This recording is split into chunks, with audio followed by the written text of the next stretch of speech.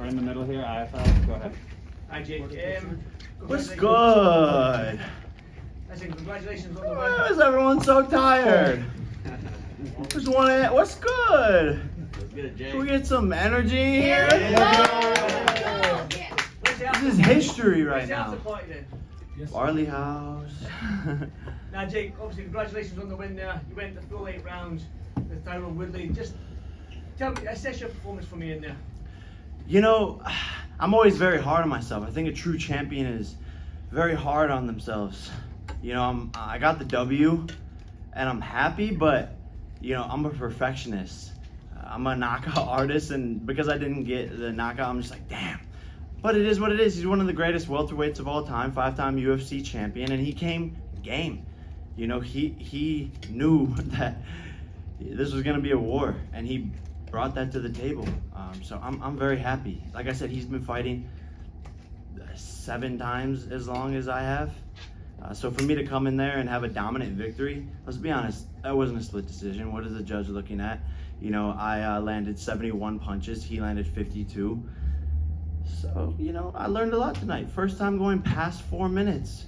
First time in an 8-round fight. No one's doing 8-round fights at 4 fights in.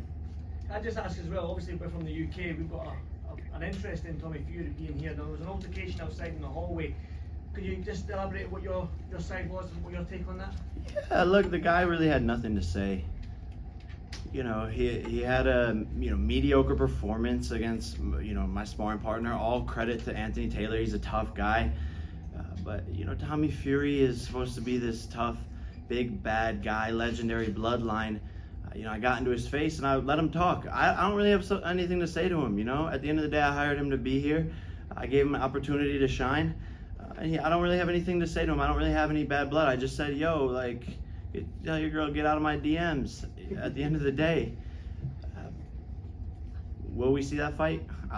I would run that shit easy. That's an easier fight than Tyron, in my opinion, but who knows? Wes. Oh yeah, okay. But like people are like, oh, he's a real boxer, fight a real boxer. Okay, maybe let's run it. Real boxer. I think The that's real what people are boxer saying went now. 4 rounds, right? Yeah, the real that's what we're boxer saying. went 4 rounds But he's still a boxer if against someone who was inferior, all due respect to Anthony Taylor, to Tyrone Woodley. Jake did tonight what Tommy Fury has not done, so it doesn't really make a lot of sense. Maybe the numbers will come back from Britain, pay-per-view will be big, and Jake will have interest in it. But until then, it just doesn't make any sense. If he sold a lot of pay-per-views in the UK and we're impressed with the numbers, sure. But I put him on this platform, so we'll see what happens. Right here. If the challenge to ever fight someone in MMA, if it was Tyron or someone along those lines, is that something you would ever consider? I know you just got into boxing, but would MMA, UFC ever be something that you would consider? Not right now, man. Shit, I'm just getting warmed up, I'm a boxer at the end of the day. I haven't trained MMA at all. I'm only 4 fights in. Let me prove myself in this sport first. Right here. Jake, so I understand, like, it takes time. Like, if I look at Floyd Mayweather's record, like, I don't remember his first 10 opponents. So I'm asking you, do you think your next opponent should be somebody like Tommy Fury, or would you want to take Woodley on again and have a more convincing victory until you call out somebody like Tommy Fury? Yeah, look, I mean, no, like you said, no one's doing, as saying this as humbly as possible, no one's doing this big of fights, 4 fights in boxing history ever. No one watched Floyd's 4th fight. Canelo fought a guy who was 0-0 in his 10th fight. I'm taking on world champions, 5-time UFC champion in my 4th fight, selling out arenas in my hometown. If Tyron Woodley gets the tattoo, he better get it fast, because otherwise we're gonna book a different opponent. I told him if he wants to get the tattoo, put it on his Instagram. Permanent tattoo. Permanent tattoo. Then maybe we'll talk about it. But to be honest, I won convincingly. We're gonna go back to the drawing board. But I think I proved a lot tonight and proved a lot of people wrong. Keith, right here. Jake, he caught you with a good right hand, obviously, in the 4th round. Can you take us through that sequence and how you were able to overcome that? Yeah, look, this is boxing, I hadn't been hit up until that point in any of my fights with 10-ounce gloves. So that's the first time I take a shot with 10-ounce gloves. I repeat, that is the first time I took a real shot with 10-ounce gloves in 4 fights. I ate it. It was a good shot. This is boxing. If you're a mechanic, you're gonna get dirty. But I proved I have a chin. You know, boom, get hit, come right back. Okay, cool. You got that round with that shot. No problem. I learned from it.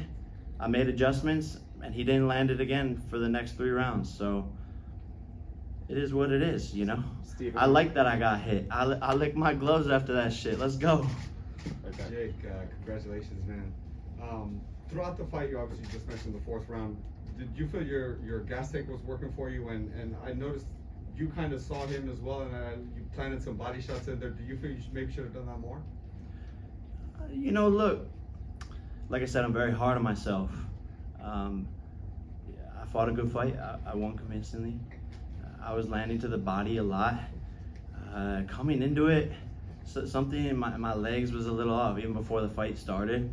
So most of my other fights, I felt amazing, like a rocket ship about to go off.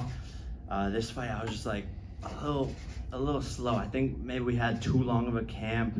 I think I've been doing this back to back to back to back to back. 4 fights, 18 months. Most pros aren't even that active.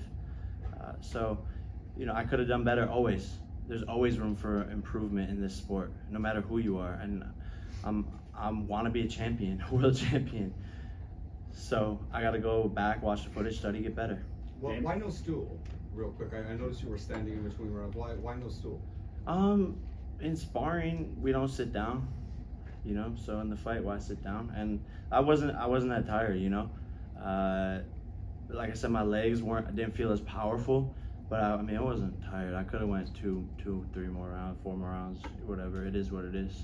Damon, right here. 2 quick questions. Jake, obviously you wanted the knockout, but is there any part of you that's actually happy you went 8 rounds? You got hit, you had to go through adversity, you had to show your gas tank. Is there any part of you that's actually happy in a weird way that it played out that way? For sure, dude. For sure. This is better preparation for future fights against tougher opponents. And I've been looking for this experience to get it under my belt. I'm salty because I had a perfect record going. You know, if you count my amateur, I was 4-0 with 4 KOs. Now I'm 5-0 with 4 KOs. So I had a perfect record going, and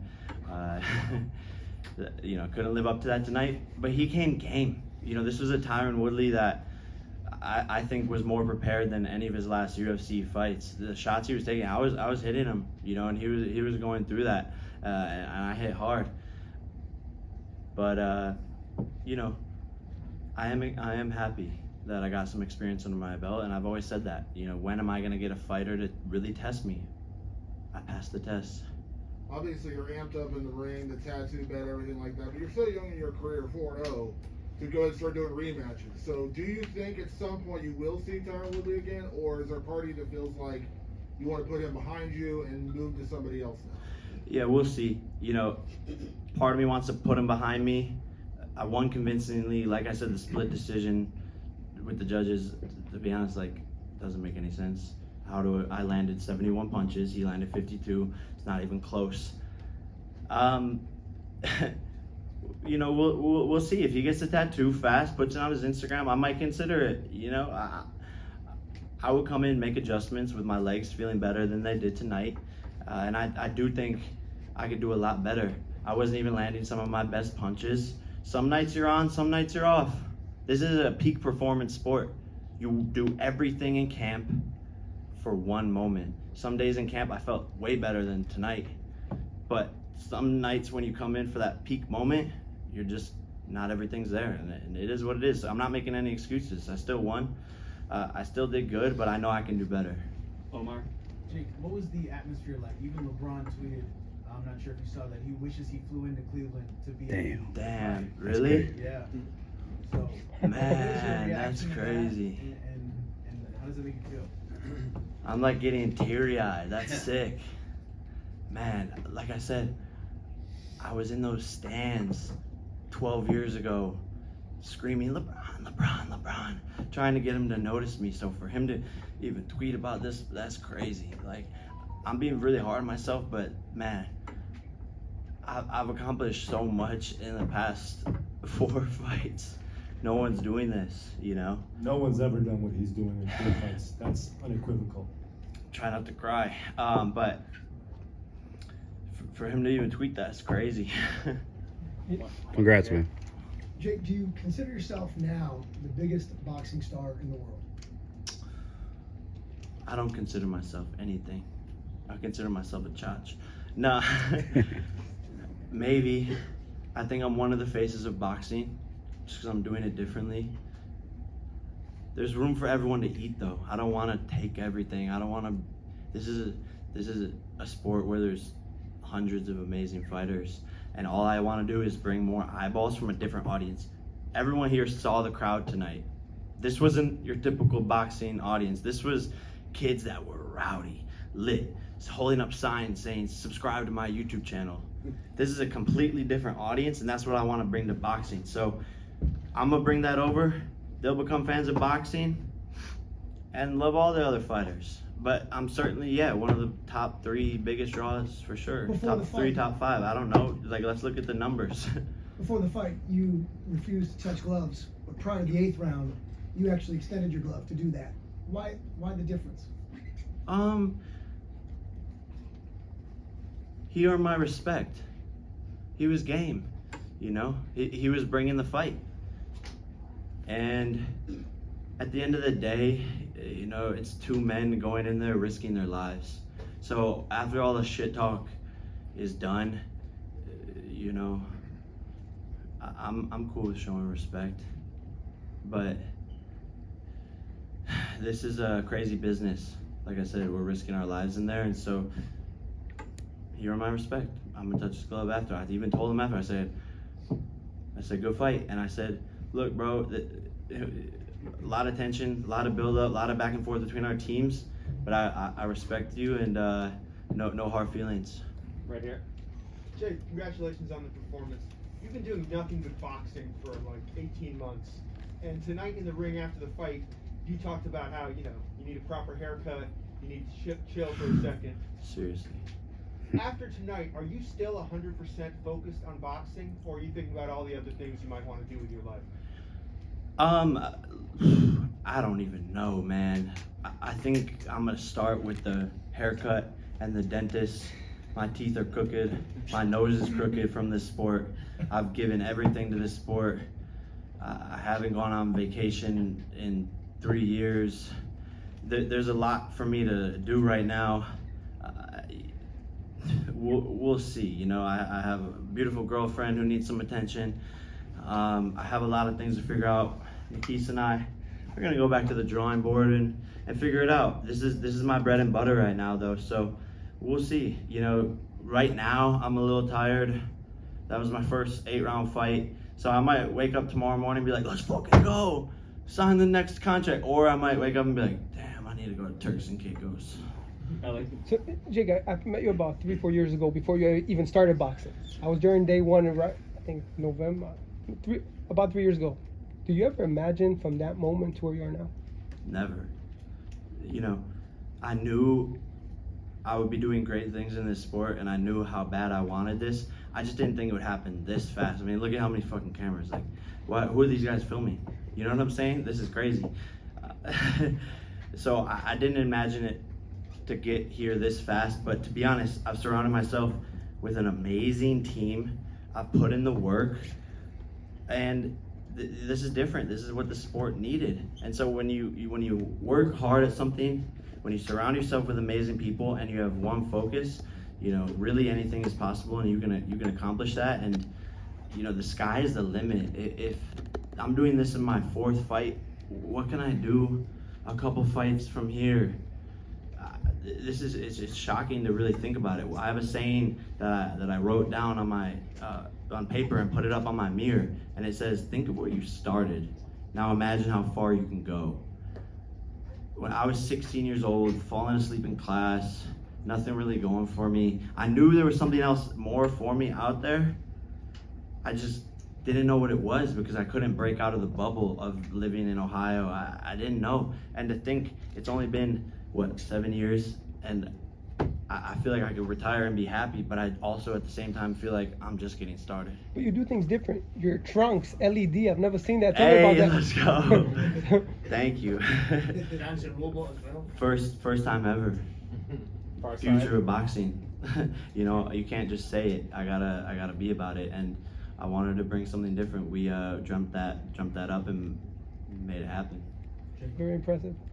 Yesterday you didn't get his hat, but can you talk to us a little bit why you wanted his cheeks so bad? First and foremost, shout out to you for wearing the Boohoo Man collection, the Problem Child Boohoo Man collection. I like that, the sweatshirts. That's some dope shit right there. BoohooMan.com. Man, I don't know. Everyone tries to be such a macho man in this sport, and I like to just have fun, make jokes, troll, grab cheeks. Right here in the front. Jake, in the next fight, are you looking more of a challenge or the money? I mean, all my fights thus far, I've looked for the challenge. You know, I'm finding out what I'm capable of in these fights. You know, this is how we got here today. I'm always looking for the challenge because me as a businessman, I need a hard opponent who people are going to want to tune in to see. I'm not trying to do small pay-per-views. I'm trying to make history. And all I've done since my first pro fight is increase the level of competition. First pro fight, I'm going up against a guy, the beast from the Middle East. Boom, boom, boom. He's supposed to beat me. Oh, shit. 1 round. Okay, let me fight a real athlete who's supposed to be a dog who can jump 36 inches in the air. Nate Robinson. Okay, I won. Damn, okay, I'm good. Okay, let me fight a champion, a wrestler. You know, maybe he's not the best striker, but he's a real fighter. He could take a shot from Robbie Lawler. Okay, I beat that guy. Boom, now we're at Tyron Woodley, 5-time UFC champion. Wow, I beat him? Okay, damn. That's crazy, bro. Right in the middle, right there. You sold out today, obviously, you're planning on fighting again. What city do you plan on possibly taking? Honestly, I was thinking about this, like, I'm probably gonna bring the fight back here.